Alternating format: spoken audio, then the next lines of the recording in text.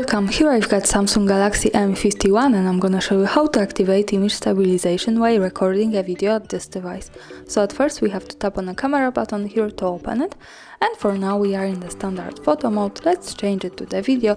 We can do it by using this settings bar and just simply going to the right. Here we are. From here let's go to the left corner. By tapping on this button we can open the advanced camera settings. In the video mode, at the first place we have the video settings here, and at the last position in this category we have the video stabilization. So by using this button we can easily turn it off and turn it on like that. This is how it works here. And also when we go back to the video preview, we have this button here. When we tap on this we can turn on super steady stabilization and also turn this off by just one tap. So this is one extra option here. And that's all. Thanks for watching, subscribe our channel and leave the thumbs up.